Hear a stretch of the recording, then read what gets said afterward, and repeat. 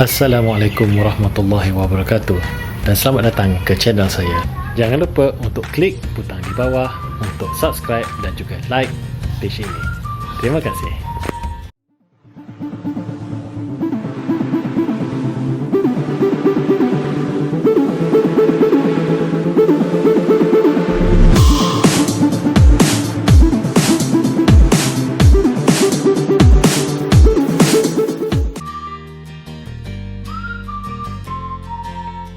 Writing zone ni adalah satu kaedah holistik yang kita boleh gunakan untuk melihat corak pemikiran.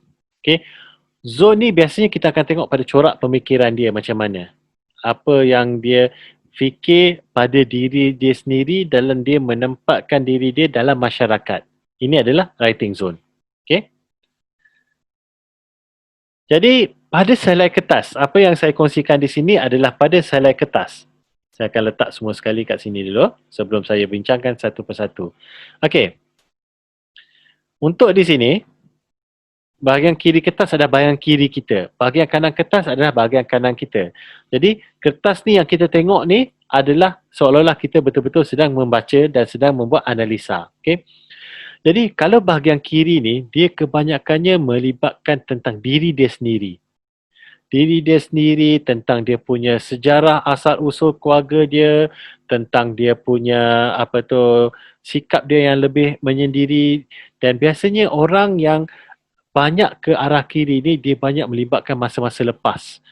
Sejarah dia ataupun mungkin sekiranya dia ada trauma ataupun dia ada isu, dia akan kaitkan dengan benda lepas. Okey. Dan bahagian kanan ni biasanya dia lebih outspoken dan dia lebih fikir untuk ke hadapan. Semua dia nak pergi ke depan, ke depan, ke depan, dan dia terlalu teruja untuk maju ke hadapan.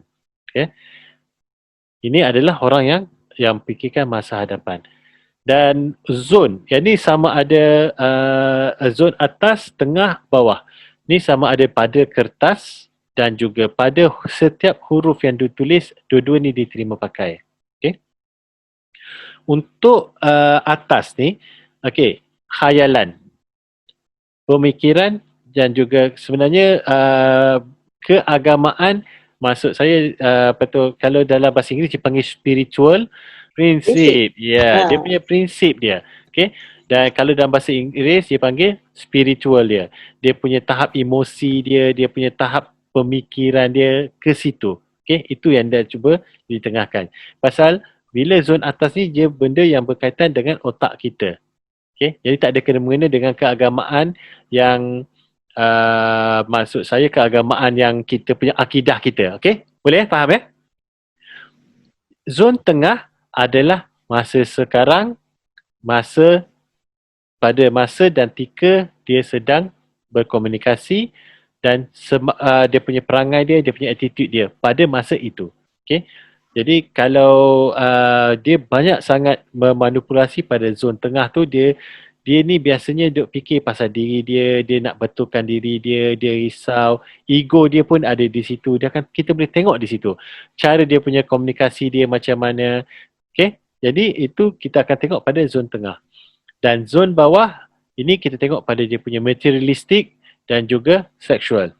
Orang yang gila harta kadang-kadang dia kata pun akan ada macam tu juga. Dia sangat-sangat dominan pada bahagian bawah. Okay. Jadi untuk zon, okay. Faham? Macam yang ni, jarak dia jauh. Okay. Dia jauh dan sekiranya terlalu jauh sehingga 2 inci daripada hujung kertas sini. Okay. Biasanya dia melarikan dirinya daripada sejarah masa lepas dan itu ada trauma. Sekiranya dia terlalu rapat kat sini, okay, pada belah kiri kertas, tapi belah kanan kertas ni dia terlalu jauh, dia takut untuk bergerak ke hadapan. Ada juga yang bertanya, kalau tulis Jawi macam mana? Okay. Jawi kan mula sebelah kanan kan? Ya, pasal dia pada belah kanan ke kiri. Prinsip dia sama, cuma dia akan di-flipkan terus. Prinsip dia tetap sama dan dia akan flipkan. Dan dalam tulisan Jawi juga, InsyaAllah untuk sesi akan datang yang lebih advance lagi, ada juga cangkuk dan juga titik dan juga upper zone, lower zone yang kita boleh kaji sama macam tulisan Latin. Sebenarnya walaupun tulisan Jawi pun ada juga unsur-unsur dia. Kita boleh guna juga kaedah trade dalam tulisan Jawi dan juga kaedah holistik. Okay? Jadi untuk di sini, untuk margin adalah sekiranya dia lebih jauh pada belah kiri. Okay? Dia ada sejarah dan mungkin katakanlah sebagai contoh, dia patutnya tak nak dikaitkan dengan asal-usul keluarga dia. Mungkin sebelum ni dia orang susah, kemudian dia jadi orang yang berjaya, tapi dia tak nak orang dapat tahu yang dia ni sebenarnya keluarga susah, dia akan jauh.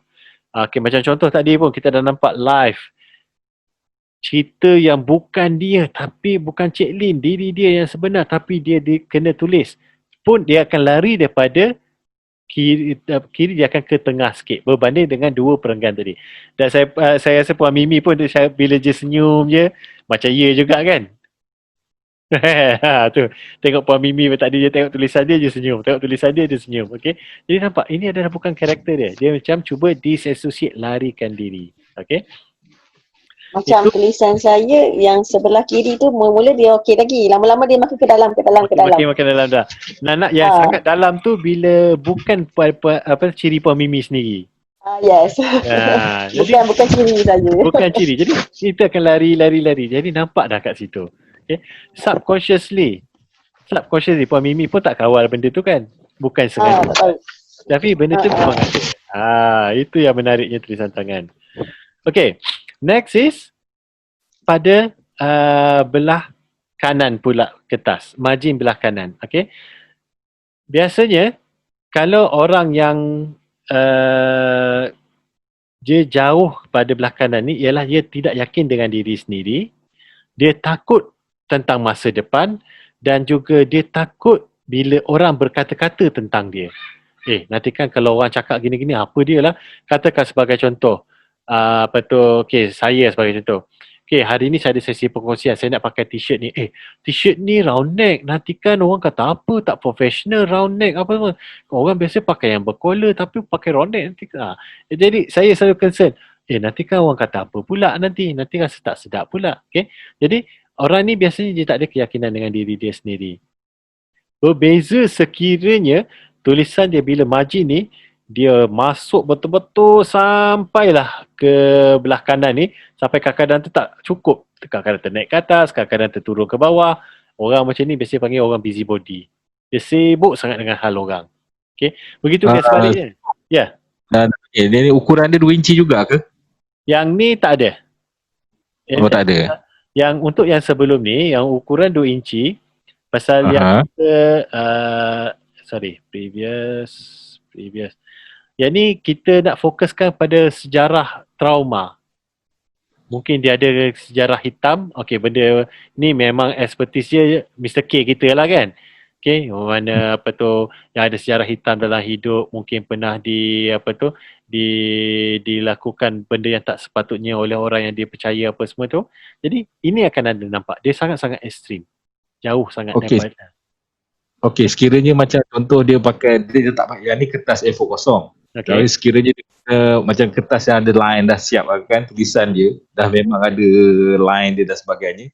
Macam mana kita nak tengok pula dia punya ni? Untuk mendapatkan lebih tepat ketika kita menganalisis, analisa, kita kena pakai kertas A4 yang kosong yang tidak ada garis. Itu memang standard prosedur kalau kita nak buat analisa tulisan tangan. Pasal bila ada garis tu dia dah ada panduan. Jadi dia akan ikut, aku sengit ni, padam balik lah, tulis balik tegak. Jadi dia bukan mencerminkan diri dia sendiri. Kena pakai kertas A4 yang kosong juga. Boleh ya tuan? Thank you. Alright. Baik. Tentang margin belah kanan. Sekiranya yang balance ni maknanya dia tak sampailah 2 inci. Kadang-kadang katakanlah kalau kat sini 1 cm, kat belah kanan kiri 1 cm, belah kanan pun 1 cm. Plus minus. Orang ni biasanya dia ni balance. Kiri kanan dia balance untuk diri dia balance untuk orang lain. Pemikiran dia juga waras dan dia lebih relax. Mungkin benda ni boleh nampak pada tulisan yang pertama. Okay, nampak balance, relax, kita ada cerita tentang diri kita dan ada yang tulis huruf besar, ada yang gabung, tapi margin dia perasan tak? Nampak balance tak? Okay, untuk yang pertama, memang balance. Okay, tetapi sekiranya sangat-sangat rigid, seolah-olah bila buat zone ni kan, macam ada pembaris kat sini. Pembaris kat sini, lepas tu dah ada petak. Dia tulis betul-betul kat dalam ni. Okay, orang ni biasa perfectionist dan dia mempunyai tahap stres yang sangat tinggi. Pasal dia perfectionist, dia nak nampak biar betul-betul cantik, biar betul-betul sama. Kalau terlebih dia rasa macam, tak boleh macam ni, aku kena sama juga. Okay, dia kalau boleh dia letak pembaris tu, dia tulis tu betul-betul sampai garisan tu. Okey, jangan lebih. Lepas tu dia letak lagi pembaris kat sini, okey, dia tulis start pada sini kak. Okey. Itu sangat-sangat ekstrim dan dia sangat-sangat perfectionist dan biasanya orang macam ni dia punya tahap ketekanan dia sangat-sangat tinggi. Okey? Boleh ya? Okey. Yang ni yang saya cerita tadi. Dia tak ada margin. Dia kiri kanan dia habis je belasah semua daripada hujung sini sampai hujung sini. Okey. Dan biasanya kebiasaan orang yang kadang-kadang dia buat sibuk, dia terlalu bising, lepas tu bila dia pergi masuk dalam satu-satu majlis, apa khabar semua, aku ada kat sini, apa semua, dia bising habis semua orang. Nak menunjukkan kat semua orang yang dia ada kat situ. Biasanya orang yang style macam ni, kalau kita tengok peribadi dia, okay, dia ni kurang keyakinan dan dia nak dia ni diberi perhatian. Okay. Jadi super juga macam ni. Untuk diri dia pun dia sibuk, untuk diri orang pun dia sibuk. Jadi dia tak dia nak dapatkan perhatian dan juga biar orang acknowledge dia. Ini orang macam ni. Dan kebiasaannya kalau orang yang tulisan macam ni juga, ini antara ciri-ciri yang perlu diberi perhatian. Mungkin tak cukup kasih sayang, mungkin ada masalah-masalah dia, peribadi dia yang tertentu yang mana mungkin kita perlu bantu dia. Okay?